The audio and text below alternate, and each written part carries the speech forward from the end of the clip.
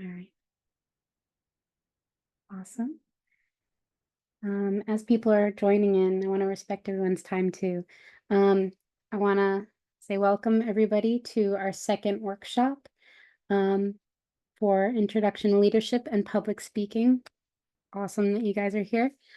On that note, we'll jump in and I will introduce our first guest, Basilia Toussaint. She works at the Career Center at Lehman College, which is an amazing service for you guys to have.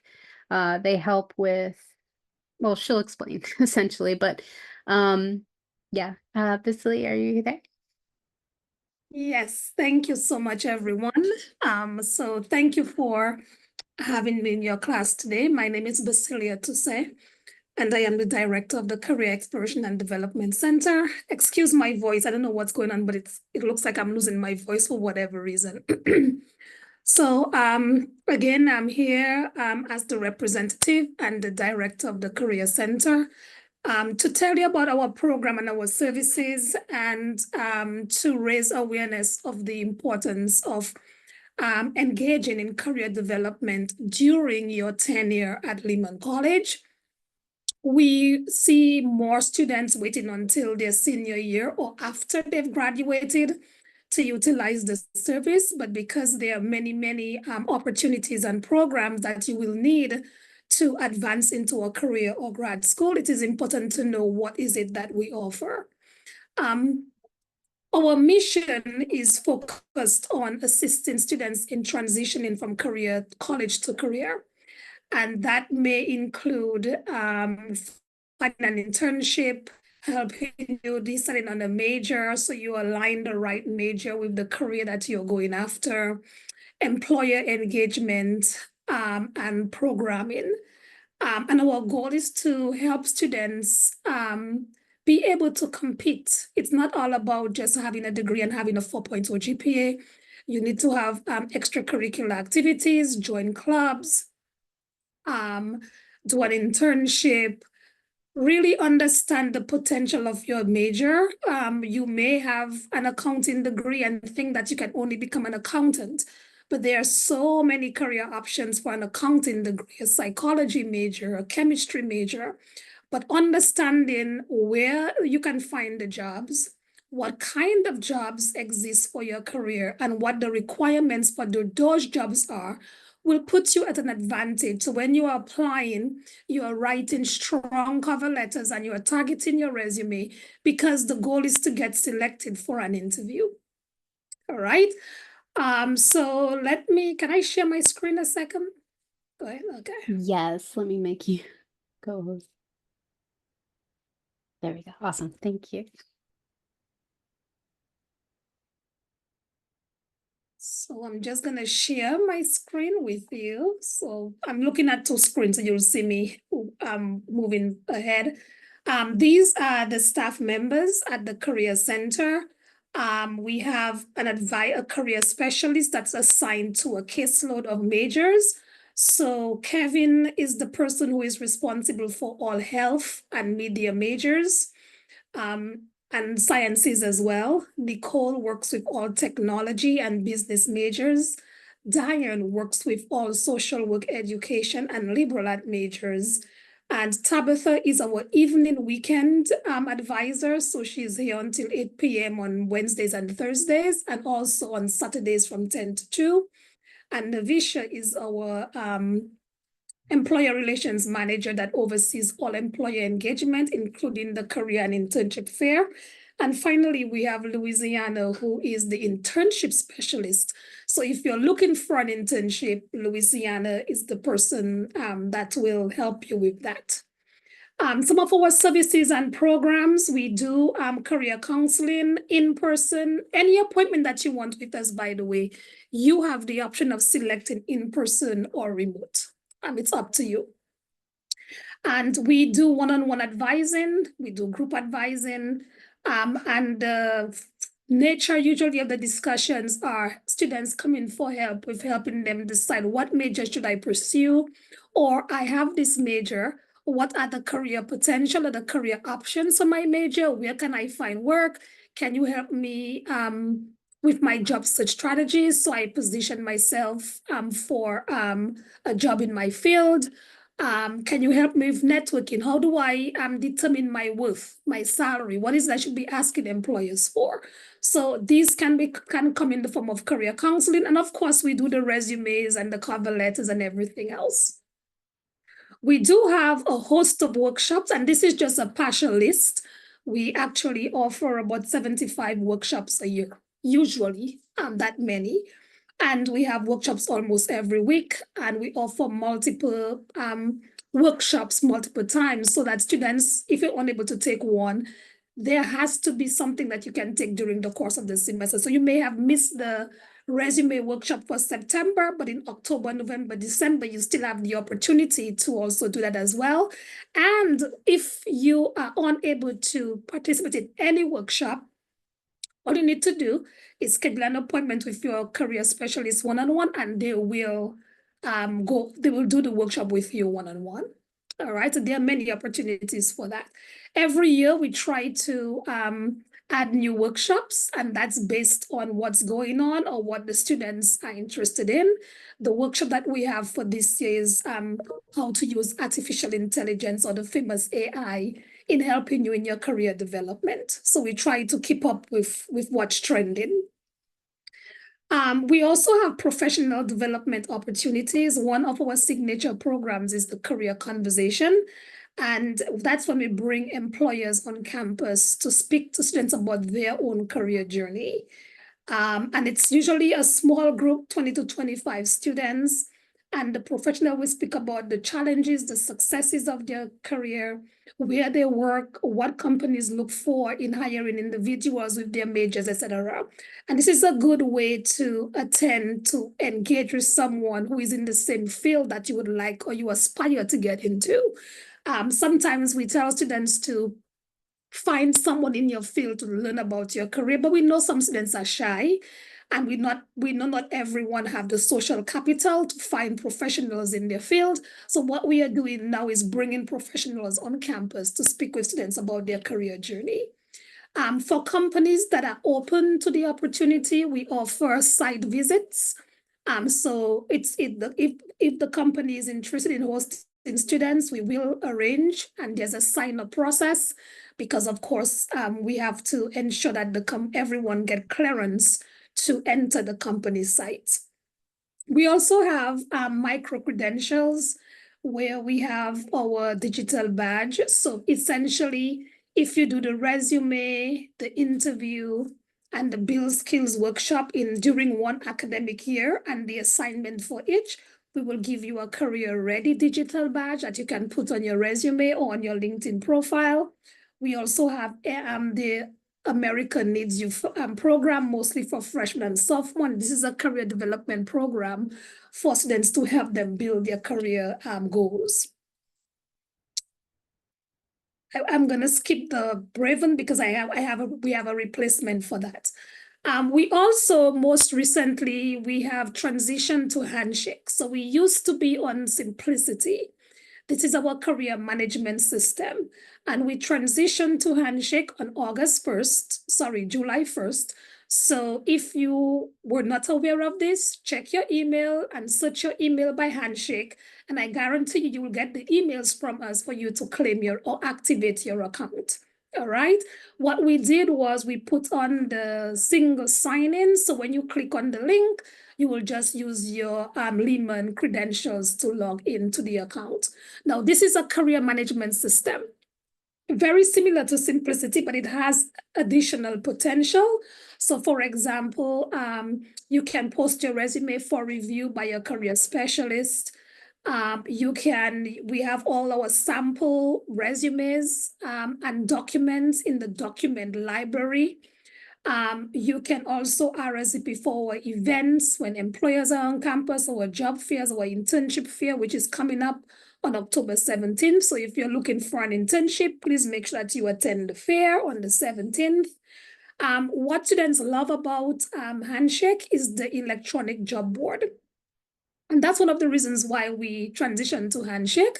There are 7,000 positions in the system right now. Internships, full-time jobs, part-time jobs in the system right now. So as you can tell, we are trying to connect students with more job opportunities. Now, in addition to the programs and services offered by Lehman College, you also have access to workshops and events by employers who post for students. So for example, Bloomberg had an event on Handshake in person in telling students about the company and why you should work for the company. Other companies I've seen had resume workshops for if you want to apply to their company.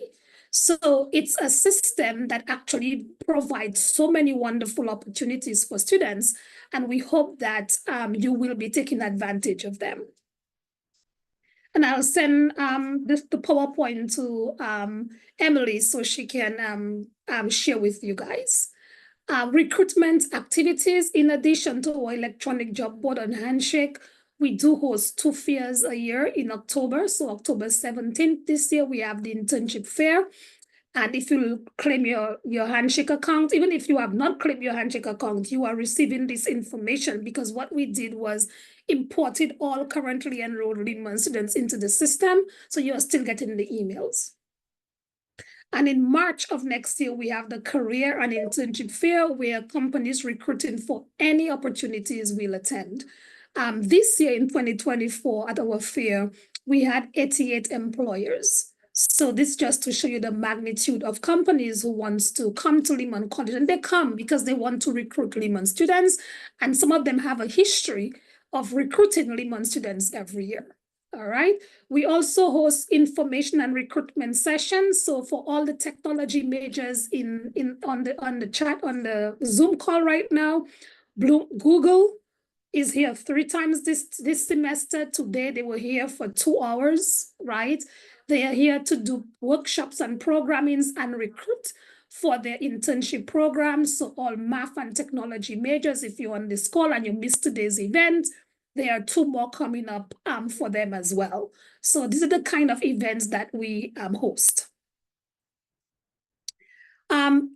The reason why we are investing our time and our resources in engaging students is because we follow the NACE, the National Association of Colleges and Employers career readiness. And they are very much vested in students' readiness or career readiness upon graduation, because not only Lehman, but nationally, a lot of students have degrees, and it's only after they ask, what am I going to do now? Or what can I do with this? So what we are doing is making sure that we engage students as early as their freshman year in the career development initiatives. We are also invested in resources to help students clarify their career goals, learn about their career goals. These 3 resources are there: the Occupational Outlook Handbook, what can I do if this major, has all Lehman majors and tell you exactly what you can do, where you can work with those majors. And Focus 2 is for those who are still not sure what they want to do career-wise. You could do an assessment, and upon completion of the assessment, see your career specialist so we can work you through it and help you identify what your career goals are. Why are these important? Is because regardless of your major, regardless of where you go to school, at the end of the day, when you are interviewed for jobs, companies are interested in whether or not you are proficient in those soft skills. Think of a law degree, a medical degree, a teacher, or a social worker, regardless of your area of specialization. If you don't have those soft skills, you are going to be challenged in your ability to perform your job well. So all the programs and services that Lehman offer, not only through the Career Center, but you taking this leadership course right now means that you want to be a leader one day. It means that you understand that leadership is critical for any role that you go in. And guess what? It's on the list, right? Now, these soft skills or competencies, we're not telling you what they are. Employers were interviewed and asked what skills are needed for college graduates to be successful. And these are the top 8 skills that they came up with that we should all be proficient in upon graduation. All right, so when you go to your interview and they ask you, what are your strengths, right? What skills do you bring to the table? Make sure you are highlighting some of those and you can give an example, whether it's for volunteer work, whether, for example, you can tell at the end of this semester, you can say on an interview that you have leadership competency and give this course as an example. That workshop you're sitting in right now, give it as an example of an avenue or a channel that allowed you to develop your leadership skills. And these are the kinds of connections you want to be making when you're involved in any activities on campus. All right. So again, these are the 8 competencies that companies are looking for in college graduates. We want you to be aware of them. And as you're going through your career journey, try connecting this skill set to something you've done, whether on or off campus. So when you go on an interview, you can give an example of the skill. You can identify the skill and give an example of when you've developed or learned about or utilized that particular skill set. It's very, very important. If there's one thing I want you to learn today, it's this, right? And we do have a workshop actually that define each skill set, tells you what you can engage in on and off campus to develop those skill set. And we do have an opportunity for you to assess yourself in terms of how comfortable you would rate yourself in those on those particular skill sets. Internships. So there was a survey done throughout CUNY, and maybe students do one internship. Very few, 35% of CUNY students do one internship. And the goal is for all CUNY students to do at least one internship before you graduate, right? Experience plus your degree is going to give you more leverage in negotiating your offer, your first job, when you graduate from college. So, as I mentioned earlier, it's not just about academics. Companies want a well-rounded students who are not only just taking classes, but who are engaged, who are members of a club, who volunteer, right? Who do a special project, especially a project in your major. These are the things companies want in a resume for entry-level positions. They're not looking to see that you were a manager at any company or you have 5 years of experience at any company. They are looking to see your level of engagement while you were pursuing your degree for 4 years, whether you studied at a community college or you completed your entire 4 years at Lehman College. It is very important that you really maximize your potential while you're pursuing your degree, because it makes the difference between your offer when you upon graduation. You want to make sure that you have a competitive offer. A competitive offer means that you are paid what you are worth. A competitive offer means that the work that you are doing or the job that you were hired for is related to what you studied in college, that you're not underemployed, but you are in a position that requires a college degree and you're making use of that degree that you earned at Lehman College. So for those of you all who have 0 work experience, or those of you all who are working, but you are studying to get into a different field, start thinking about when you can do an internship. An internship is usually 10 to 15 hours per week during the semester. Some companies, it's during the summer, right? There's flexibility. For example, a lot of companies, they do hybrid, so remote only is becoming non-existent. But there are hybrid options, there are in-person options, and usually for an internship, the companies will work with your schedule. All right, so this is something that you should be thinking of, because it's all about going to college for a reason. You want to go to college not to earn the degree, but to launch a career in the field that you are passionate about. The degree is the path to getting you into that career. So I want you to think beyond the degree as the reason why you are at Lehman College. You are at Lehman College to earn a career or to advance your career, to launch your career or to change career. That's why you are here, right? But that degree is what's gonna be one of the paths in your credentials in order for you to do that. So we want you to think beyond just earning the certificate. All right. And as I mentioned to you earlier, it's a great thing that you are taking this leadership program that you are in right now, because these are the kind of activities that employers look for when students, they will ask you, for example, when you took that leadership course, what did you learn? Or what did you learn in that leadership workshop that you think will be of added value if I hire you for X, Y, and Z role? But they may just ask you, do you have leadership experience? Give me an example. Yes. And this is an example by taking this course. And I'm sure you're going to have projects that you are doing in this workshop that's going to allow you to apply the theory that you are learning to your activities or projects that you are given by your instructor in this course. So at the end of the day, it's not only about academics. Academics are important, it's critical. However, we want you to really also start thinking and about your academic and your career goals as a package. Do it simultaneously. And every semester, every year, commit to something that you would like to do that to advance you in your career progression. All right. So thank you so much for allowing me to speak in your leadership class today. And I will take questions from anyone if you do have questions. Yes, O'Neill?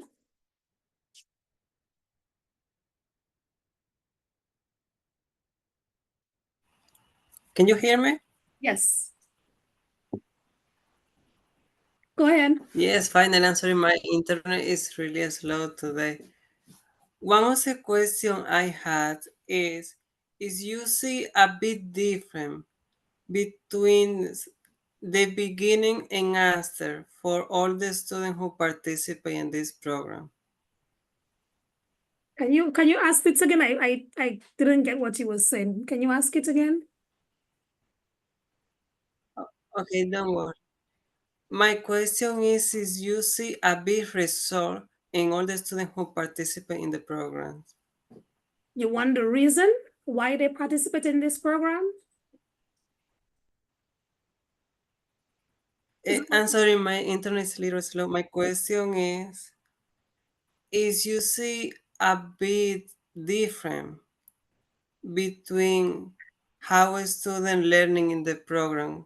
For example, if you compare the student in the beginning to the after, you see a bit different after Yes. the student taking this program? Yes, the difference, and it's not a program, this is just a department that offer a variety of services and programs to help students. So we see a difference. The students who take advantage of the career development opportunities, they get offers for internships, they get offers for jobs, they get offers for graduate school program. And that's because they've used they've come to us for help to write a resume and cover letter. So they got selected for an interview, or they came to us to review their decision for a major or their essay for grad school, and they got into the graduate school program. Or they have an interview for a job and they come to us for mock interview preparation and they get the interviews. So these are the different ways in which we help students. So there is a difference, and studies have shown that students who are engaged in career development are more likely to get jobs sooner rather than later, because they have thought out their career goals and made progress towards it. So it's much easier for them to do so. Wow, that's amazing to know. Thank you. Denisha? Hi. I was wondering what time the October 17th event was. It's from 1 to 4, and it's gonna be in the Apex Auxiliary Gym. Okay, thank you. You bring about if you go on Handshake, we have the companies listed. So the companies, as they confirm, we post them on Handshake. And if you look at the flyer we sent out to students for the fair, everything is on there. And you will bring the number of resumes for the number of employers you plan on seeing that day. Okay, thank you. You're welcome. All you need is your Lehman ID. I can also post the flyer in the chat as in our Google Classroom, so everybody has it. Just After this presentation, I will send you the PowerPoint and I'll send you the information for the internship fair. So you guys have everything you need. Thank you. I do see something also in the chat. Will Mary says my Handshake account was deactivated and can't log in. So do you have any Send recommendations? me an email directly and I will look into it for you. It may be because maybe you try logging in multiple times. I'm not sure, but just send me your name, full name first, second, and also your Ample ID. That's the most important part. And I will look into it on my end for you. I will put my email in the chat.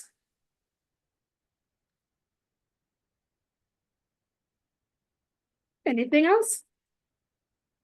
Nothing else. I'm also I going have to, a question. yes, Sorry. please. No, go ahead. About the internship. This is my first year in Lehman, first semester at Lehman. Do I start the internship this semester, next semester, or before I graduate? Are you And a how many freshman? What status are you? What's your Yes, past I status? graduated. I have my 2 year degree already. So if you haven't done Now, an internship, you need to do one find one ASAP. So if I were you, I would attend the one in October. okay. And how many do you advise, or I can attend as many internship as You can possible? do as many as you As I want, can. but we have to be realistic. I mean, at least because I know you have other commitments besides school. So True. one I would say, Mhm. based on your major, you already have one as part of your academic requirement. So if you're a social work major, nursing, education, it's already part of your academic requirement. But most majors, there's no internship. So you need to do at least one. Amazing, thank you. Okay, thank you. I put in the chat the Career Center website and also their Instagram. For those who are watching asynchronously, this will also be added to the Google Classroom. If there's no further questions, feel free to email Basilia. Thank you so much for coming Thank and you, speaking. everyone, and good luck. Thank you, Basilia. Thank Folks, you. Thank I you. also want to just give Basilia a shout out. We have one of the best career exploration offices in all of CUNY. And it really is to your advantage to go there. A lot of times you think, I want to go when I graduate, or you only think about your jobs when you graduate. Start now, because you know what? When you graduate, you have to pay for all these things. So a lot of times students go to the career office and then they say to them, well, you have a gap here. Go to Campus Life and do a leadership program. Go to the community service place and get some volunteer. They can identify the gaps for you and then send you to do it on campus. So that's why it makes sense to go very early. And I just want to thank Basilia for doing this. I know she has a million things going on too. So thank you. Thank you for having me, and I wish you all good luck. Thank you. Thank you. And on that note, our next speaker is here to introduce our next introduction to leadership exemplary. I'm excited, Emily, because I'm seeing names. You guys, we have talk about having things going on. We are so busy because we just finished student government elections, and then we're trying the retreat center is emailing us for the room list. They wanted it like yesterday, but because we wanted to wait to give hello, Robin. I'm mad with you because you didn't apply for student government, Robin. So No. you're not getting any protein shakes from me when I see you on campus. Anyway, we needed to give the people the room list for the retreat, but the thing is, it's just that we were waiting on the SGA results and whatever. So the lady sent me an ASAP email this morning, like send it. So you guys, I'm really happy looking at some of the names here because I know that a few of you are going and you are gonna have a tremendous experience. Like when you come back, you're gonna see how wonderful it is. It's a good retreat. Christian, I know you may go with UMLP, right? You must have gone already. Not yet, Suzette, but hopefully I could go this semester. Okay. If you don't go with us, go with UMLP. I mean, you guys, it's a free go away leadership development. You know how much we have to pay for that as professionals? Over $1,000. All right. Enough of that. I want to introduce, so some names are here that I don't know. So my name is Suzette Ramsunda, so don't even worry about the last name. If it's too long, Suzette, it's absolutely fine. And my office is in a student life building. So today I am working from home, but most of the times you can find me behind a glass doors, and hopefully not behind a glass doors like some kind of Rapunzel. Like hopefully you see me on campus or walking around the building. The best part of Lehman is the students, and I love to interact with you. So if you see me, then I want you to come up and say hello and sum up my background, because like Emily told me this morning, you listened to Simon Sinek already, and they say that in order for people to believe what you do, or they want to know why you do it. And so one of the main reasons I do this is because I really love the field of education. Both my parents were teachers. I have a story, which is, I want you to remember this. One of the things today I'm supposed to talk to you about inspire a shared vision. But I can't help but bring this up to you. And you must have talked last week about model the way. So while I'm going to go a little bit into values, and I want to do a recap of model the way, right? The question you are going to be answering for most of your life is tell me a little about yourself, right? So whether you ask that question, when you answer that question in your job interview, in your first day of class, in a first date, in a friend that you meet, tell me about yourself is a question you answer a lot. You're going to answer. And so a lot of times what we do when people ask us, tell me about myself, tell me about yourself, is we kind of recap our resumes, or we stumble and we're not too sure what to say. And the way that our brains work as humans is that we learn rhythms. And so you have to if you want to be memorable to people, you have to put things in containers. You have to say, okay, well, I'll tell you about my past. You don't have to tell the people, I'm going to tell you about my past, but you can learn this rhythm in your head. You tell them a little bit of your past. So for example, I can say, I have done a lot of leadership and engagement classes. I've volunteered in a club and organization, and I served in student government when I was in college. That's my path, right? Presently, I work with my church or my mosque or my community organization because I care a lot about immigrant communities. So I volunteer to teach English in my church or in my religious organization. And in the future, what I'm hoping to do is to work with your organization and build their community engagement aspect with different nonprofits and with with educational institutions, whatever. You talk of your past, your present, your future. That's a category. Another way of doing it is, I'm from Trinidad, which is a little island in the Caribbean, right? So if you say to me, Suzette, tell me a little bit about Trinidad, I could just be like, oh, Trinidad, we have great music. We made the steel pan.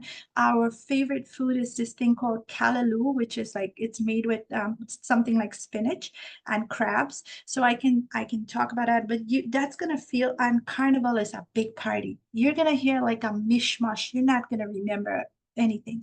But if I say to you, let me tell you about Trinidad, I'm going to tell you about the social, political, and economic aspects of Trinidad. That will be something you will remember. Okay. So I'm telling you this because you are leaders, and this is a leadership program. And so there are established models. I'm sure Emily may have told you about this in the first class. The model you are studying is the 5 practices of exemplary leadership. These practices are based on research, and they researched religious leaders, economic leaders, political leaders. They did this. I think the number exceeded 1 million people that they did this research on. It's an old model, but it's a tried and true one. And they said to them, what practices did good leaders have? And then they codified it into these 5 practices. So that's the reason it's called the 5 practices of exemplary leadership. And you're doing it in college, but there are different companies that actually pay, Fortune 500 companies that pay for people to come in as consultants and teach this to their organizations. So the first one that you looked at was your was Model the Way, where you had to start thinking about who is Ibrahim? Who is Christian? How do you want to show up in the world? What are the values that are important? And when you are talking to people, you want to be able to talk to their head, which means some kind of fact, right? And then talk to their heart. So one of our students was going to a job interview 2 weeks ago, and I said to her, she works for us. She also works for Campus Life. And I said to her, our office of Campus Life does over 600 events per year, and you help with the budgeting for that. And I want you to use that soundbite when you are talking to them. Yes, you can tell them a story of a student leader, but use the soundbite of that. We do over 600 events and you help in the planning of budgets for that. And she told me when she went to the interview, the people couldn't get over that number. So learning how to articulate your experiences and to speak to head and heart is important. So let me model that for you. When I told you that I work at the Office of Campus Life, and I said I love to work with students and I love the field of education, it really is because I grew up in that kind of a culture where education was something that was prioritized. So in Trinidad, my great grandmother was in high school, and her dad had 5 girls and 5 boys. This is back in the day when I guess people had a ton of kids, right? But he said he was in his culture, he said his girls were silver and his boys were gold. And so he prioritized his sons getting an education because at this time in Trinidad, we're talking about a long, long time ago, like over 100 years ago, right? So in that culture, he saw education as really being more valuable to his sons. And so even though he had money and he had some kind of wealth, he owned real estate in Trinidad, he really just educated mainly his sons. And my grandmother, who was my grandmother basically loved education. She loved school, but just a few months before her date to graduate from high school, my grandfather pulled her out of high school and said she needed to be cooking and taking care of her siblings, her brothers. And so she always felt that she was cheated of education and that was taken away from her. So then she had 6 children, and my mom was the one of those children. And out of her 6 children, 5 of them became teachers because she pushed them to do education so much because this was the thing that was stolen from her in her mind. And the one kid who wasn't, my uncle, who isn't a teacher, is married to a teacher. So it was like I grew up, every family thing we go to, if we go to the mall, everywhere, it was just, everybody talking about what they're doing for their students. And even I have 2 sisters. I'm the middle of 2 sisters. My older sister teaches at the university in Trinidad. I am in education, and my younger sister works in an educational institution. So it's sort of the value, that something that we really learn to appreciate and love. And I say that this is my tribe because I love this work. I feel that I am so blessed to do this work, so that's kind of like a little background of my story. So let me talk to you about inspire a shared vision. Have you ever had and I know I talk a lot, you guys, but please feel free to jump in at any time. Have you ever had a leader who just all of a sudden like comes in and he says, this is what we are going to do, and he just says, we're going to do this, and your instinct when you have a leader like that is you feel very turned. So imagine you're working for a company, you get a new leader, and he just walks in, like today, he just walks in. You've been working in the organization for a little while, and he just is saying, this is what we're going to do, or that is what we're going to do. Or imagine another way, you and your friends care a lot about since this is like climate week in New York, I guess we can say climate and environmental stuff. So you and your friends care about that, and you form a club. To form a club, you need 12 people. So you form a club of 12 people who are passionate about environmental issues. But the club president walks in and he's like, well, this is the events that we are going to do. This is the funding we are going to do. This is where we are going to do it. That is going to be very irritating to you. Because why? You don't have a say. Like nobody's listening to your ideas. Nobody wants to hear what you are thinking. And that's where this idea comes from. Inspire a shared vision. The vision is not Denisha's vision. It's not Michelle's vision. It's not Suzette's vision. The vision is a shared vision. And in order for it to become a shared vision, you have to listen. So the way that I always kind of advise club presidents or club leaders to start their first meeting is to have a whiteboard and have to say, and say something like, here, what do we want to do this semester? Just put everybody's ideas on the board. So people feel that you are hearing them, you are listening to them, they could see the ideas there, and then you streamline what you will actually do and you vote as a group. That's a shared vision. A shared vision is something that every single person wants. So this is building on what Simon Sinek said in the first class, where he said, people would buy into why you do it. They connect on the why. So think of someone like Dr. King. What is vision? It's a picture that you see. So when Dr. King, he was a powerful speaker, but when he was speaking, he created pictures. So that I have a dream speech. He says, I have a dream of my children walking with your children, being judged not by the color of their skin, but the content of their character. He was painting a picture of a world that it could be in, and the people they identified with that world, right? So when we talk about this, we're saying the first thing you talked about in Model the Way was be a role model. Don't tell people things that you yourself are not doing. And if you say you are going to do something, you want to make sure that you do it. But in order to do that, I want you to really start thinking about what are my values and how am I walking that out. Now, this doesn't mean that you don't slip up on one day or the other. We are humans, and so that is going to happen. And you forgive yourself and you move on. But there are things that you should care about, and just make sure and this is just sitting down and thinking about it and actually writing it out. It's kind of like your mission statement, right? And today we're talking about this shared vision. So even in this little picture that I took from the website, they are all three of them looking at the same thing. One seems to be looking very intently, and the other ones don't have any anything to look at it with, but they all are kind of offering their perspectives of a vision on how things can be. And so what a textbook says is you're imagining an exciting possibility of a future. And then you're not just by yourself, but you are dreaming and imagining it with other people, with the people in your group, right? You're enlisting other people. And when you have a victory and you do well, you share that victory with other people. So this is sometimes I think when I'm talking, I talk to like kind of, I don't want you to think like you're not the prime minister or anything yet. So I don't want you to think that it has to be that deep. So I want to show you a video with someone, but I want to also put a link in the chat of this is a list of values, and I want you to start thinking about this. This link will go in the chat.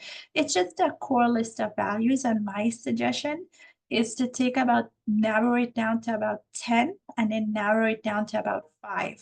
So like faith is very important to me, and faith is one here. So my faith guides me in mostly everything that I do.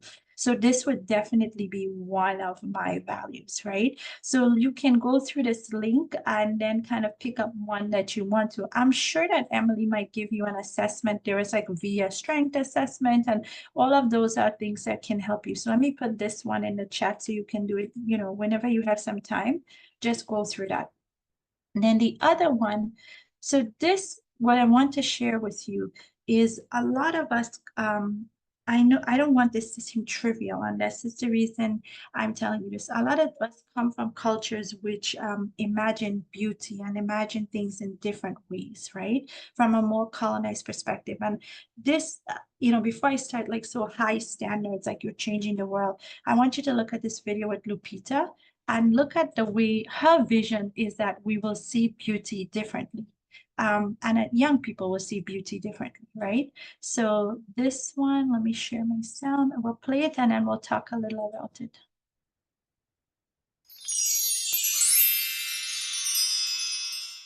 I received a letter from a girl, and a small part of it with you. Dear Lupita, it reads, I think you're really lucky to be this black, but yet this successful in Hollywood overnight. I was just about to buy Densher's Whitenicious cream to lighten my skin when you appeared on the world map and saved me. My heart bled a little when I read those words.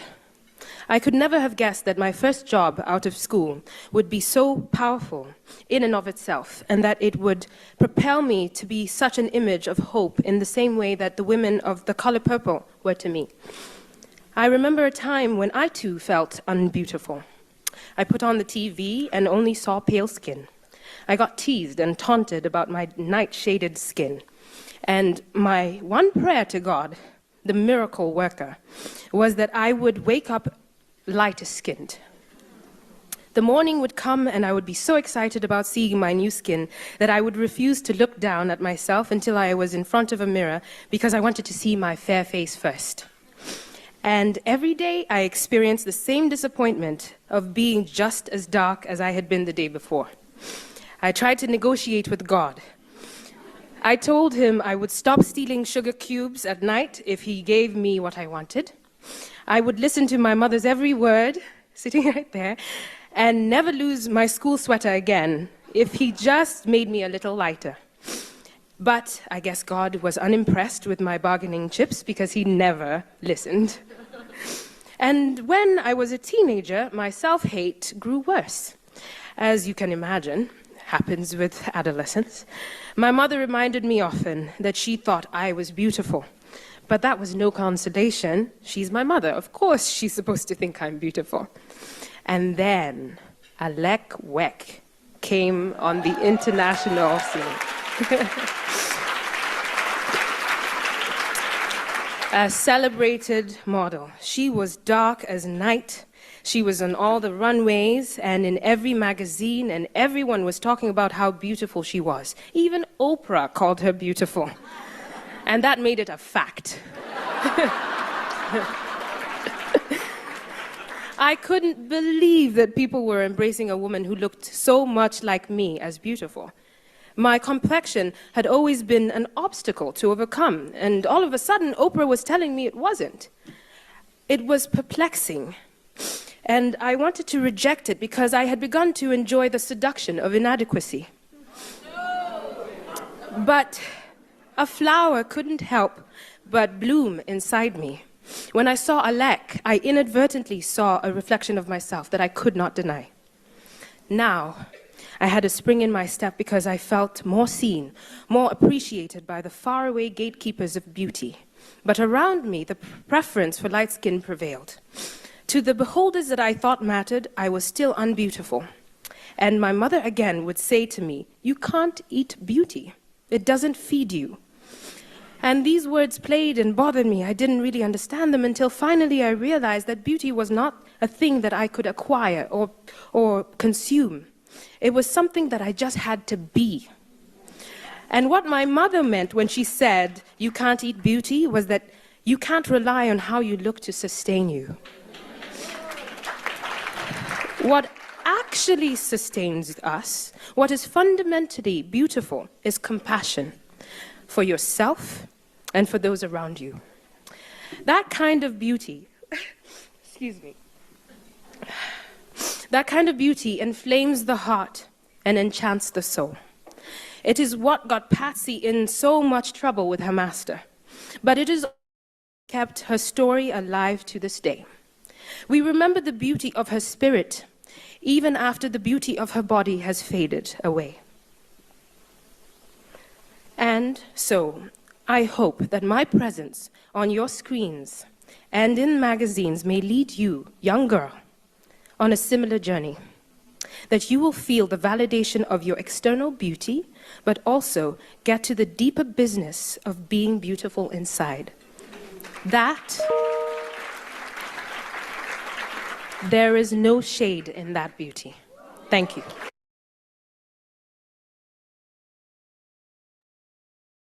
So any thoughts on this? What were some values you heard her saying there?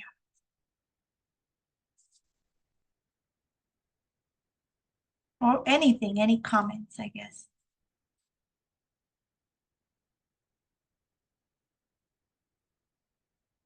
Well, Mary, go ahead. Hi. Good afternoon. I will Good. say it was a really nice video. I really enjoyed it.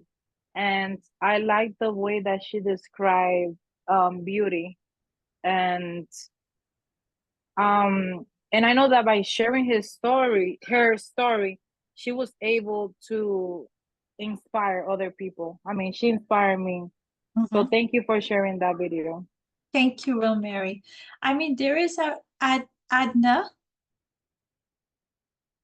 and then Michelle. Hi, hello.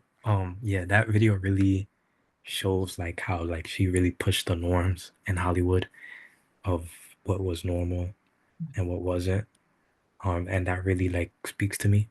Mhm. Awesome. Thank you, Edna. Michelle and Mumina, please. Hi, I think that what Lupita was able to do is to share what people don't realize is still going on in the African American or the Black or the people of color community, and how she had such an impact on a younger person, but she's really having an impact on all women, right? Because all women deal with some type of insecurities. And in the women of color, it just happens to be partly our color, but the impact that she had in being able to share it so eloquently, I thought was fantastic. And I agree with the other person. Thank you for sharing it. Yeah. Thank you, Michelle. Mumina and Brittany, I see you. I can go. So basically, after watching that video, it really, how do I say it? It really brought back memories because I am a dark-skinned woman, and just watching her talk about her younger self the way she did, it reminded me a lot of me when I was younger as well, because at some point, so in my family, even though like we're Ghanaians, but we have a variety of skin tones in our, and one of my closest cousins, she's light skinned and I'm dark skinned. So I remember growing up, I was like, why does people try to talk to me in order to get to her? So I would have this internalized self-hate where it's like, well, why is it that she's always on getting the attention? Why is it that no one sees me the way they see her? And at some point, like in Ghana, a lot of people prefer light skins, and just like a lot of communities, like a lot of the Black community and the Black diaspora. And it's very sad, even though some things are changing, it's still something that's internalized and rooted in our cultures and communities that I hope the more we talk about it, the more we inspire little girls, they realize that, dark skin is beautiful and it's okay to have dark skin and you can be beautiful in your dark skin. So, yeah, that just really brought back memories. Thank you, Mumina. You said it so eloquently too. Thank you, Brittany. Yeah, what it taught me was like, also was like, you never know when people watching. Like she said that her first um job, that's what inspired that person not to make a life change. And she wasn't even aware that that would inspire someone. So I think that's something to think about for me. You never know when people are watching, so you should always be the best you. Mm-hmm. Yeah, thank you, Brittany. Robin says, sometimes certain internalized beliefs may obstruct you from achieving your goals. You have to find it within yourself to achieve a good support structure. That also helps. And well, Mary says, I also love how she was not embarrassed of being vulnerable in front of the audience. Sometimes by being vulnerable and sharing our stories, we can make a difference in other people's lives. And I always love to share this because you want to know something. This is so, it goes across all cultures. Isn't it incredible? Like, because it's in Trinidad, Puerto Rico, Dominican Republic, in almost every diaspora, we talk about color, skin color, right? And it comes from a very deficit colonized mindset, not understanding the beauty in color and pigmentation and appreciating. There's a book that it says, In the Castle of My Skin. I never read the book, but I just love the phrasing of that. We live in the castle of our skin, like it's beautiful skin. And sometimes some of the stuff starts with self-confidence and understanding who we are, because those things can become barriers. I like what you said here, Robin. It may obstruct you from achieving your goals. So also creating that support system for young girls. There is a club on campus called Curls. And I think that's one of the things that they talk a little bit about. So don't worry, I only have a few more slides. It You talked about Simon Sinek, and so just remember what you stand for. The same way when you walk and you leave a footprint, when you meet people, you leave an impression on them. And so remember when you leave them, how you are leaving them, how you're talking. I understand the way life happens, and when we are kind of doing 2, 3 jobs and you're rushing and you have so many things going on, you don't always have time to make intentional connections. But you want to try to be intentional, even making a goal for yourself, that if compassion is a value that you care about, every day you will make an effort to show compassion to somebody. That's a wonderful way of leaving an impression on people and living true to your values, right? And then the book says leaders who can inspire shared vision are able to effectively envision and enlist it with others. So a lot of times when I want to do something, which God bless our team at Campus Life because they are very supportive, and Emily is actually kind of similar to my personality. Like we come up with these big ideas of things to do, and then we have people on the team who kind of balance us off and are like, is that realistic? Can you actually do that? Like we're gonna be short staffed or whatever. But when I say it, don't tell them this. This is my little secret, but I try to make a picture in their head. Like I say, can you just imagine if we did this, how this will look? And they don't really realize it, you guys, but I'm putting the picture in their head, and then they fall in love with the picture and they forget the work. I also forget the work and make a ridiculous amount of work for us when we're doing it. I always say, why did we do this in the summer when we're making plans? But you know, the thing about this is if you can paint a picture for people, if you can have them really see things, they really they get on board to it. And it doesn't mean my way or the highway. So let me give you an example.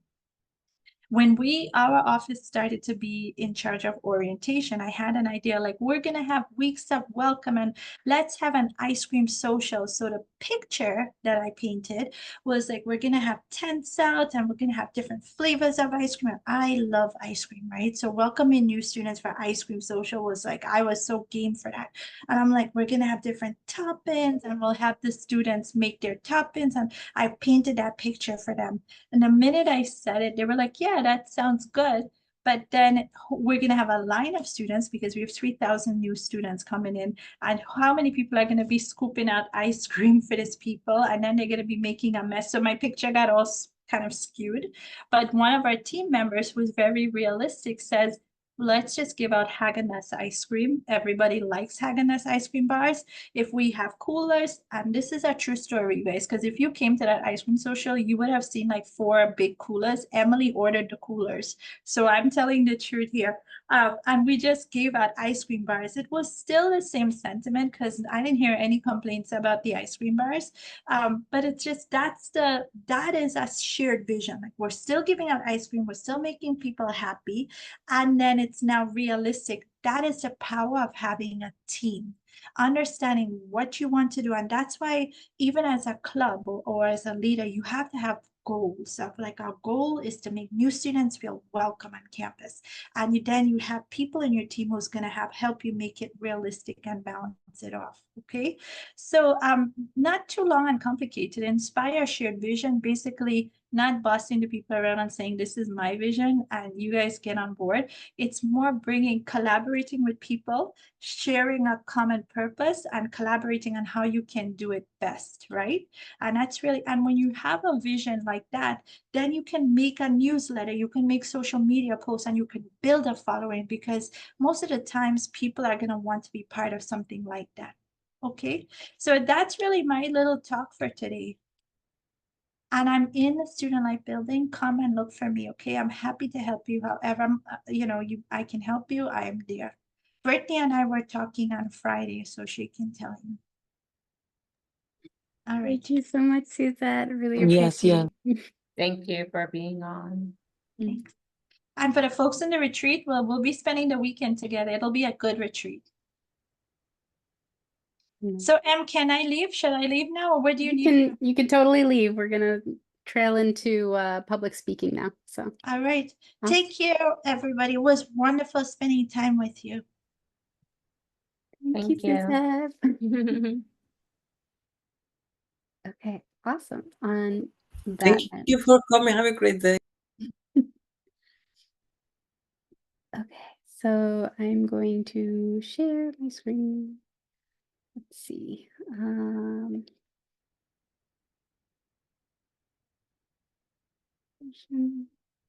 Sound sharing. Okay, so awesome. Public speaking.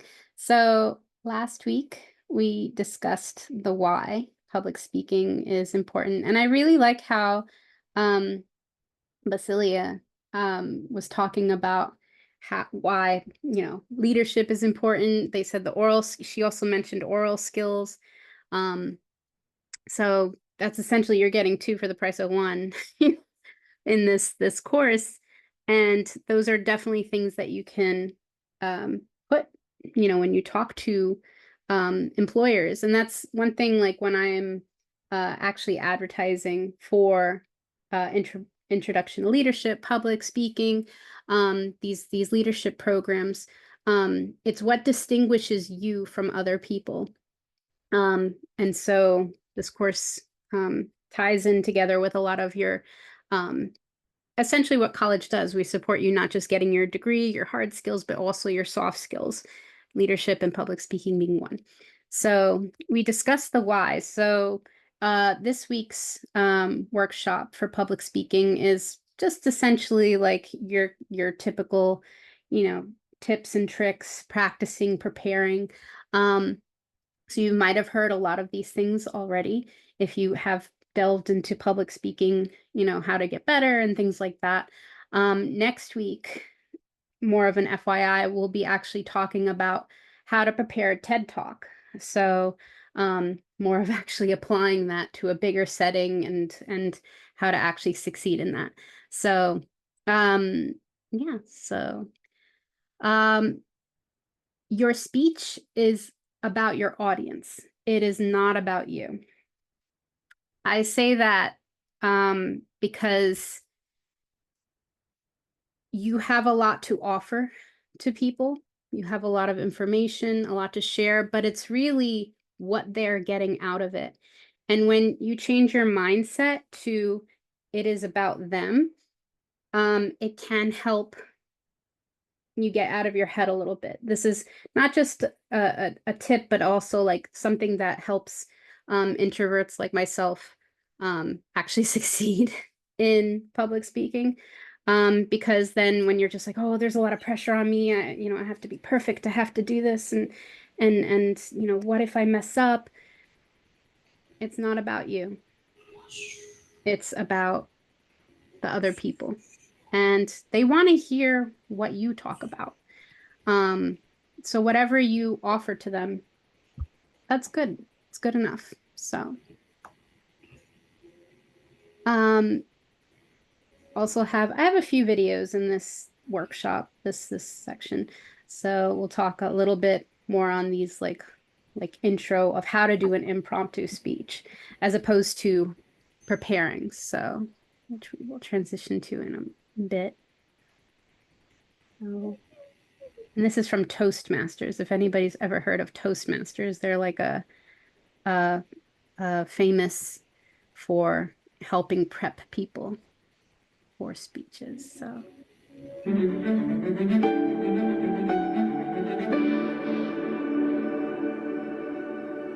Hi, I'm Ramona J. Smith, Toastmasters International 2018 World Champion of Public Speaking. You may know the feeling of nervousness or even anxiety that happens when you have to speak in front of others without time to prepare. Maybe for an unexpected question during a job interview, or maybe when a teacher called on you in class when your hand wasn't raised. In your professional life, you may have even been asked to fill in for someone else during a meeting. I know firsthand that being put on the spot is an intimidating speaking challenge. Yet I'm one of millions of people who Toastmasters has helped gain the confidence to communicate in all circumstances. Impromptu speaking is a skill that everyone can benefit from. It can help you in social situations such as weddings and birthdays, or even at work or school. We'll start by looking at the times you might have an opportunity to speak. Then we'll move on to techniques to manage last-minute speeches. Practice impromptu speaking. Let's begin with the many opportunities to practice speaking spontaneously. Meetings at work or in the classroom, whether they're virtual or in person, can help you test your impromptu speaking skills. There are many other common everyday opportunities to practice as well, such as speaking with a bank teller, customer service representative, or even someone in line with you at the grocery store. You might be invited to attend a wedding, retirement, or engagement party. These events are perfect opportunities to practice impromptu speaking from the heart. Techniques. Now that we've pinpointed a few potential places of practice, let's take a closer look at the techniques to help you manage your impromptu speaking. The first approach is a simple formula known as PREP, P-R-E-P, which stands for point, reason, example, point. Start your speech by making a clear point about a subject. For example, internet outages are annoying. Next, explain why you are speaking on the topic. Then give a few examples to bring life to your story. And finally, end with a concluding point that wraps up your speech. Those might include things like, I'm speaking on this topic because it happened today, and that is why I am at the market waiting in this long line. After that, you might add another anecdote, and finally, a conclusion about internet unreliability. By following this flow, you'll be able to clearly state your main point and help keep your ideas on course. PREP is an excellent fit for more professional settings, such as business meetings and even interviews. Another way to manage your speaking time is by following the pros versus cons, or positive and negative method. Set up an issue by addressing the pros first, the cons second, and then neatly wrapping up your point with your recommendation. Pros versus cons also works well in a professional setting and in many everyday settings as well. Filling in for a speaker. If you find yourself filling in for a speaker, quickly think about how you would open and close your speech. You may begin by sharing a few personal stories and then engaging the audience by acting as a moderator. You can encourage questions and answers to extend the speaking time if needed. Now that you've considered how to prepare for your speech, it's time to concentrate on the final and most important step, delivering your impromptu speech. The only way to master impromptu speaking is by jumping in and practicing in real time. If you struggle with being a perfectionist, don't stress. Simply try to have fun. Most people at the event will applaud your courage and willingness to stand in. Stay on topic. It's important to know one of the pitfalls of speaking at a moment's notice, and that is the tendency to ramble. The best way to alleviate this problem is to draft an outline before you begin to speak. This may not always be possible, but if you can, take a moment to write a few notes to guide you along. Incorporate the tips and techniques we've just covered. You'll be amazed at how quickly you'll have the confidence to be a great impromptu speaker.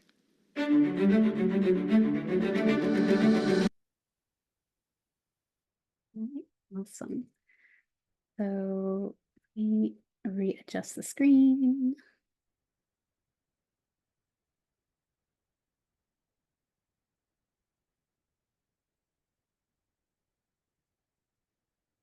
Okay. So, moving forward, be yourself, speak from the heart, show your personality. Again, these are things that can help it feel natural, but also make it feel genuine. Is if you're speaking something that you're passionate about, something that you want other people to hear, focusing on that. You don't have to change who you are and sound like a certain way when you're presenting. Just be yourself. I know that I get anxious and things like that. So like, I'm just like, this is what it is. Here's information. So the layout. So a little bit of what she was just speaking in the previous video we just saw is helping to organize. So even if you're speaking on the spot, having a set in your head of how you're going to lay out your speech can actually help, whether that be with like PowerPoint slides like we're having here, or if you're giving a speech, just make mental notes or jot down tips, you know, like how you're going to open. I put like one of the first parts is like organize your speech in a logical sequence. So you have your beginning, middle, and end. It's very similar to like if you're writing a piece, not necessarily that you have to memorize everything, but just so that you have a clear guide of how, like it gives it a natural flow. When I was speaking at new student orientation, for example, I had, and also my TED Talk, I always start with my past, who I am. And that tends to draw people in. And then I connect that with why that's important, why my purpose is, how services at Lehman College has helped me and things like that.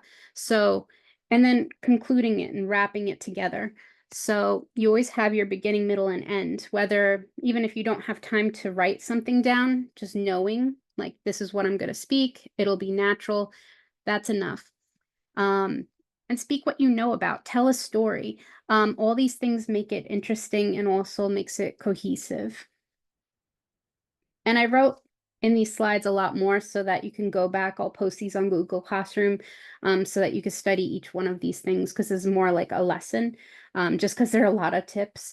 So yeah, memorize and practice. So if you do write something out, it sounds more natural if you are, you know, try to memorize it, reread it over and over again.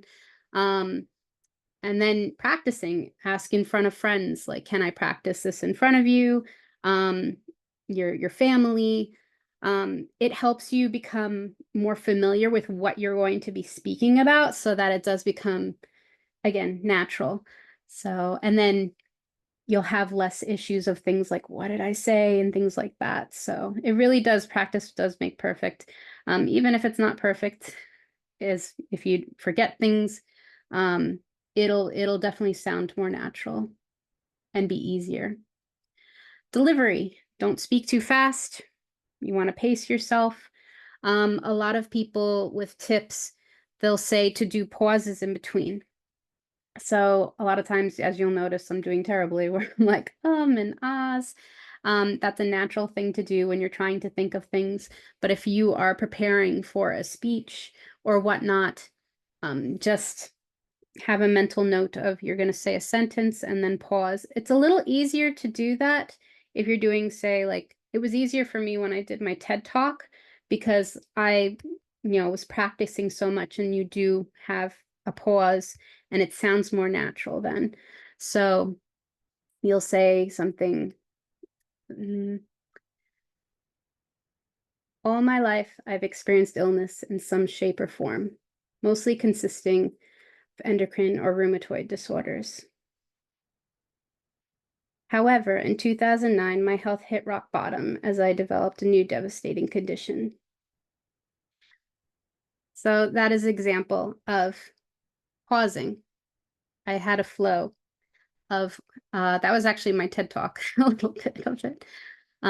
So when you practice, you don't do the ums and you naturally pause, and it actually builds for the audience too. It not just helps you remember what you're going to say, but it helps you collect yourself so that you, and that your audience is like, it builds that dramatic effect to, wow, and helps them process it and gives them time to reflect. Okay, so fun fact. Depending on the study, we remember about 25 to 50% of what we hear. So that means when you're talking to your boss or whoever, they're only paying attention to about half of the conversation. So all of these tips can actually help support it so that it grabs their attention. It helps it be more memorable, and you could get your message across easier. So some things to make it easier. Body language is huge. It's not just about the word you're speaking, but also how you're presenting yourself. So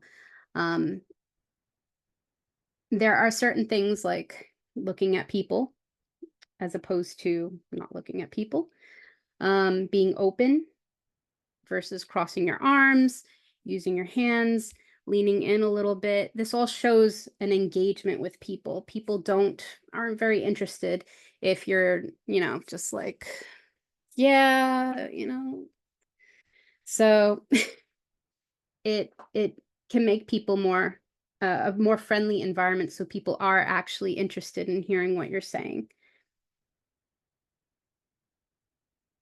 Conveying your message, use your voice and your hands. So using natural gestures, being able to change your voice. These are all things to just be mindful of, and it does come with practice. That's like going back to our first workshop. The more practice you have, the easier this will get. Nonverbal communication carries the most message. Good delivery does not call attention to itself. So when you're explaining things, and I do have a video later on which will also convey this, but when you're explaining things, it's good to use your hands, because it actually can reinforce what people are saying and bring attention to those things.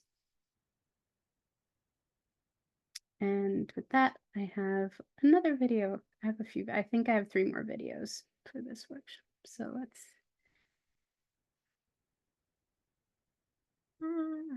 the bar. Okay.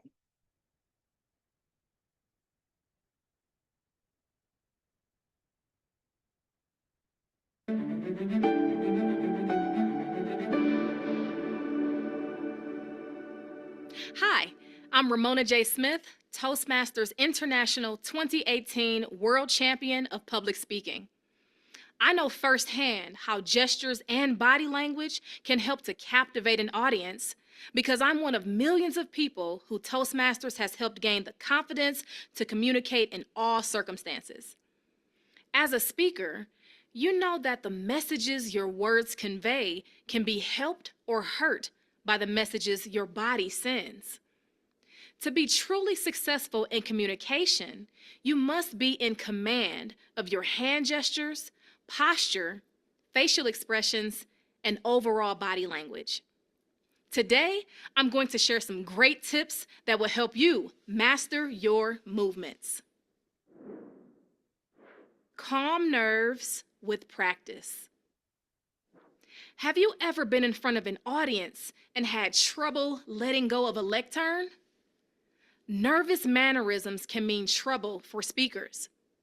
For example, shifting your weight, adjusting your glasses, wringing your hands. These are all things you might do that lessen the impact of your presentations. And tugging at your clothes, that's a problem too. You would be surprised how nervous tics and inconsistent body language can distract an audience. Gestures that don't coordinate well with the speaker's message can drain the speaker's energy and shift the audience's focus away from the intended message. So what should a speaker do? The answer is planning and practice. The more you rehearse your speech, the better idea you'll have for gestures that emphasize a point. For example, if you want to explain to a group that your new home is very far from your family, you could extend one arm out from your body while placing your other hand on your heart to demonstrate the distance. This descriptive gesture conveys the message of distance while suggesting the idea that your home is far from your heart. Knowing that you're going to perform this gesture at a targeted moment in your speech will guide you as you prepare. When you perform planned gestures in a speech, you'll be able to channel nervous energy into constructive movements that support your ideas. Types of gestures. What kinds of gestures should you imagine when planning a speech? Think of them in 4 major groups. First, descriptive gestures, like the one I just used, help make your words clearer. They can help describe things like size, shape, and location of objects you're discussing. Second, emblematic gestures are culturally specific, though some are universal, such as nodding and shrugging. Emblematic movements underscore strong emotion, such as earnestness and conviction. In many cultures, placing your hand on your heart communicates a powerful belief in your message. Third, representational gestures include movements that give information about what you're doing. You might use your hands to demonstrate chopping, throwing, or picking something up. Fourth, pantomime gestures are a good way to ask your audience to participate or respond. If you want them to raise their hands, for example, you may raise your hand to show them. Well, that's a lot of gestures, isn't it? And that's good. For all the choices, you can select those gestures that naturally fit what you want to say. Start by thinking about the ways you normally move and try to rehearse those movements that come naturally for you. If you feel you have to force something that doesn't come from your instinctive whole body movements, think of another gesture or movement that feels more natural to your style. Movements such as this are probably not expressive enough to be in your speech. Instead, think of gestures that support the ideas in your talk. Try to focus your thoughts on the words you share from one point to the next. Consider movements that are a natural response to your thoughts, feelings, and words. A word of caution when planning your gestures. Some gestures that are perfectly appropriate in one culture are offensive in another. It's important to know your audience and plan your gestures well. Coordination. Coordinating gestures, eye contact, and movement can be a challenge for any speaker. When you present to an in-person audience, you will need to practice making eye contact while walking across the stage. It is another set of skills entirely to coordinate gestures and make eye contact while meeting fully online or with virtual attendees and an in-person audience during a hybrid meeting. Those skills take time to develop in front of your webcam. No matter how you meet, in person, fully online, or hybrid, take the time to practice with your equipment or arrive early and walk around. With your planned and rehearsed gestures, you'll be able to let go of the lectern in no time and give your speech the impact it deserves. Okay, awesome. So, next video. Another video back to back. Okay. And that go into how your speech actually is a part of your delivery system. So he talks a little bit about pitch and volume and whatnot. So goes well with hand gestures. So on that note, we'll just lead into this. that there are 4 really powerful cornerstones, foundations, that we can stand on if we want our speech to be powerful and to make change in the world. Fortunately, these things spell a word. The word is hail, and it has a great definition as well. I'm not talking about the stuff that falls from the sky and hits you on the head. I'm talking about this definition, to greet or acclaim enthusiastically, which is, I think, how our words will be received if we stand on these 4 things. So what do they stand for? See if you can guess. The H, honesty, of course. Being true in what you say, being straight and clear. The A is authenticity, just being yourself. A friend of mine described it as standing in your own truth, which I think is a lovely way to put it. The I is integrity, being your word, actually doing what you say, and being somebody people can trust. And the L is love. I don't mean romantic love, but I do mean wishing people well. For 2 reasons. First of all, I think absolute honesty may not be what we want. I mean, my goodness, you look ugly this morning. Perhaps that's not necessary. Tempered with love, of course, honesty is a great thing.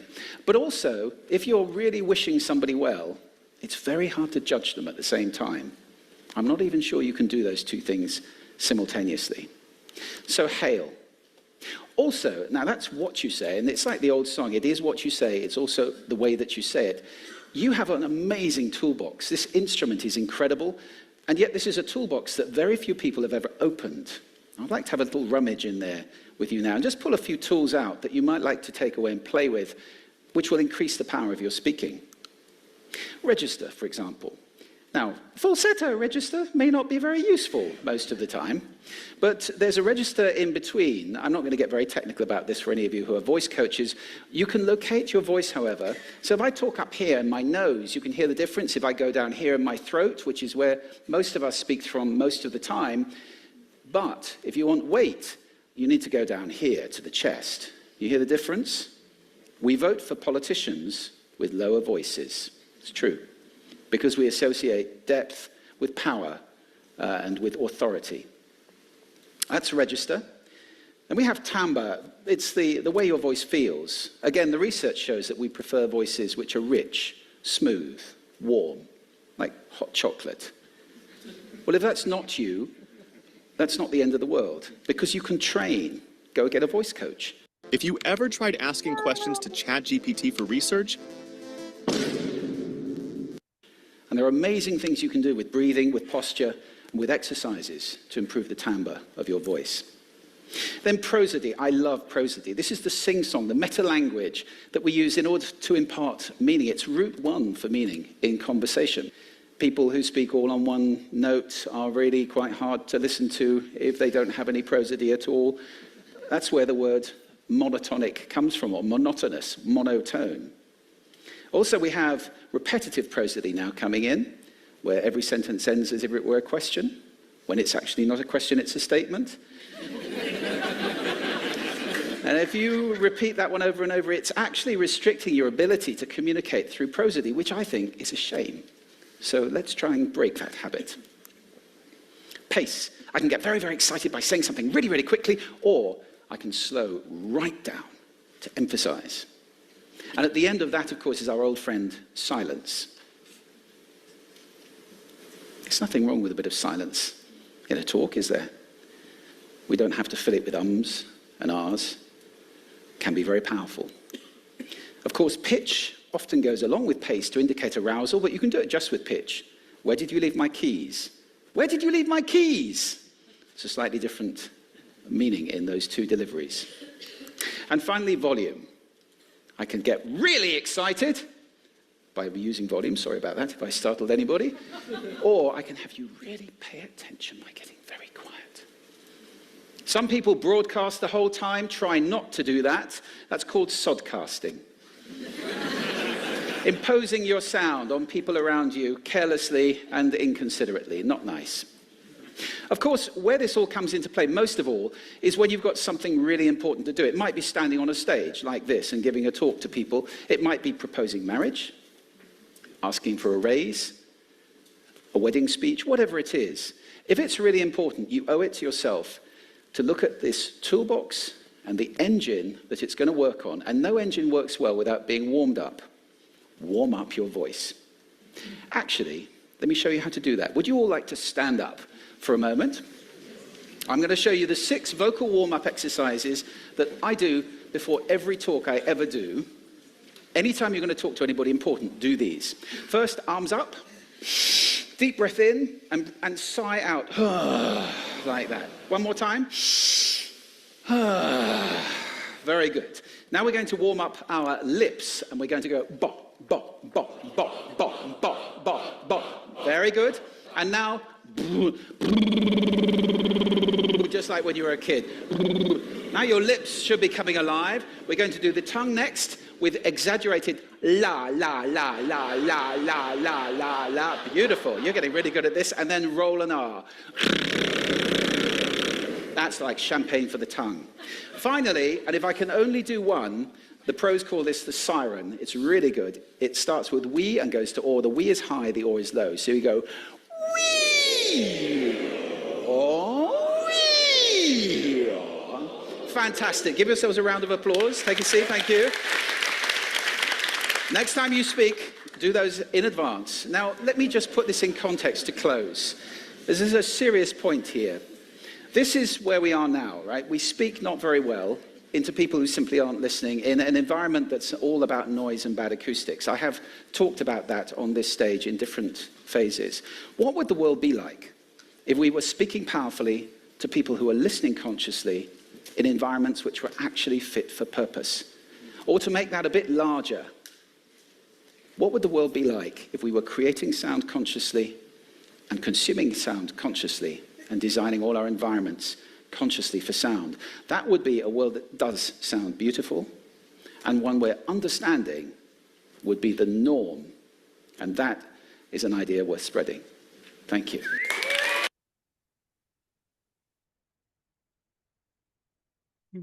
Awesome. One side note on that, I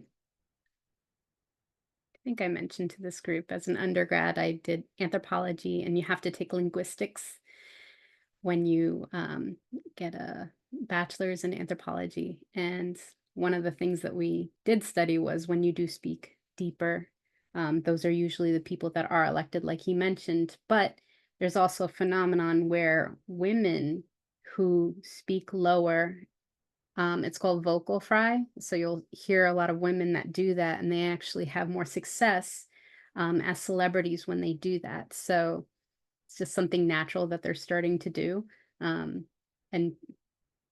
seems to work. So yeah, just a side information. So yeah, moving on, you can definitely use visual aids. Take advantage of that. You can use PowerPoints. You can use props. You want to think about when you're giving your speech if it's something that's going to take away or add to your speech. And get creative. You want something that will add to being memorable and grab their attention.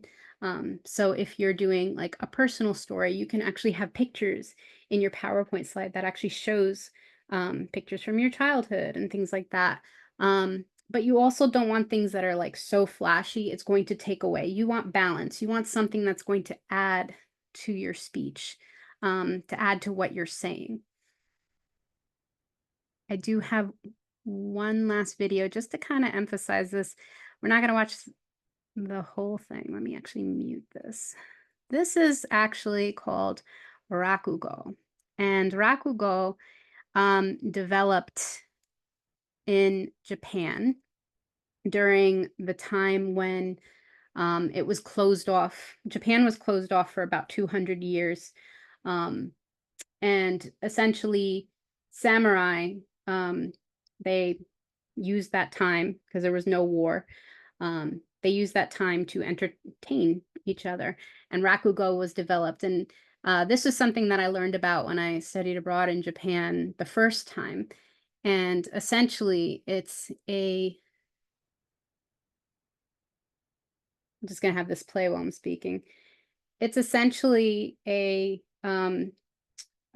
artistic expression where you have one person sit in front of the stage, and they're acting out everything while sitting, and they have certain props. The video will kind of show it, that when they're using the props, but they use a fan.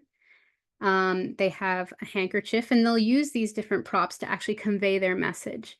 So you'll have the handkerchief, they sometimes have it like as a book, and they'll fold it, and they use their voice a lot also to convey these messages. So you'll have somebody that if they're eating noodles, so they're like thin noodles, salmon, they'll actually make like really like high-pitched slurping noises, because slurping is also considered a compliment for the food that you're eating. So they'll go, and that tells you, see here, they have the fan and the cloth. And they use the fan as chopsticks to convey chopsticks. So they'll hold it and start eating. And they'll do the high-pitched ones to show that they're eating somen. But if you're eating udon, they'll go. And so their pitch is really important. And they stay here in the seated position the whole time they're doing these skits. And they'll actually turn to convey different people. And they'll look up and they'll change their voice. If they're a child, they'll look up and start speaking like in a lighter voice, and looking down, that's the adult. So just an interesting concept if you want to look more into rakugo and kind of practice. It's kind of interesting to me too, because if you watch anime, I like anime, you'll kind of notice they actually emphasize a lot of words and speaking in anime. And if you go to Japan, they don't really talk like that. They're very like calm, but in anime, they're very lively and they speak and they emphasize. And when you hear rakugo, it's very similar. So just wanted to share that a little bit. And I'll post this whole video as well when it goes on Google Classroom. All right. And let me readjust. All right. So dress for success. When you are preparing for your speech, you want to wear something comfortable. You want to look professional, but also comfortable. It's going to suck if you're wearing high heels and you're standing there and your thoughts are going to be on your feet because they hurt. Or if you're wearing like something that's too tight, or like if you're concentrating, like I don't feel comfortable, even like visually, like I don't usually wear this and things like that. So when you're preparing for a speech, these are things to think about. Try on your clothes ahead of time, see what works.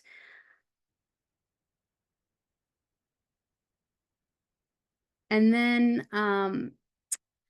if you want more tips from Toastmaster, you can go to toastmasters.org, scan the QR code, and they have a bunch of different videos and different, like, specifically they'll break down like, oh, if you're doing speeches, at work or for a wedding, just to get some tips for specific things. So also, here's your optional challenge for this week. As we had our intro speaker, Basilia from the Career Center, speak, they have a bunch of workshops coming up. If you go to their Instagram, you can also see their link tree that will actually take you to the different workshops that they're having. So elevator pitch, how to talk about yourself within a minute when you're trying to sell yourself for work or really anything. Mastering the art of interviewing, it's a form of public speaking, and then networking strategies, being able to convey the pros and cons for different things, why you deserve certain money. These are all skills using your voice and negotiative skills. So I'll put more of that in the Google Classroom.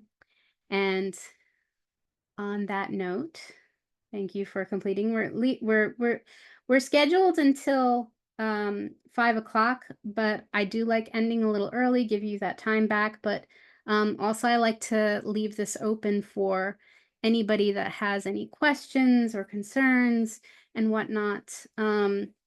Before that, I'm putting in the chat workshop 2 attendance. If you're attending live, please fill this out. That's how we're counting your attendance. If you haven't already, also do the leadership pre-evaluation form. And one last thing, we do have Club Fair as an announcement. Club Fair is next Wednesday, this upcoming Wednesday, from 2 p.m. to 5 p.m. on the quad. That's the area, the fields, the big field next to the library. If you are interested in joining a club and seeing what clubs are there, they're all going to be there. And basically you could connect with people and potentially join them. So I'll also be putting these in the WhatsApp chat and Google Classroom. So on that note, does anybody have any questions, comments, concerns, feedback? How has this workshop been so far? Anything's welcome. So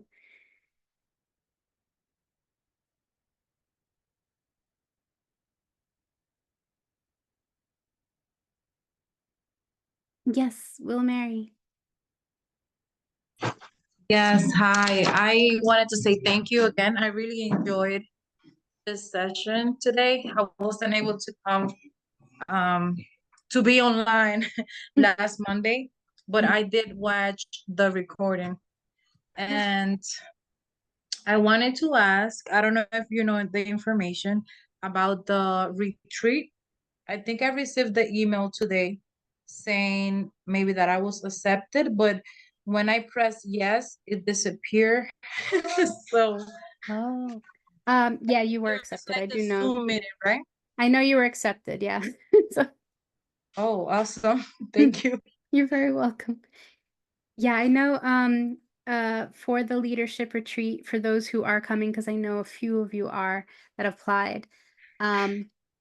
There is going to be an info session on Wednesday. So that's probably what you clicked accept to. So if you go to your calendar, it'll actually show like go to that and we'll have an info session explaining like the hotels and when to meet and what to pack and the program and things like that. And there's also a form that you'll be filling out. You should have received another email that actually asked you to fill out a Google form. If not, you could fill it out on Wednesday as well, but it'll ask like food, dietary restrictions, and t-shirt size because we're going to be giving out some of those things. So, yeah. All right. So what's the timing, please, so I can write it down just in case? The one on Wednesday, the info session's at 10 a.m. 10 a.m. Awesome. And on Friday, we're leaving from the Student Life Building. We're leaving at 3 o'clock. 3 o'clock? Okay, awesome. Thank you. No problem. David, you have your hand raised.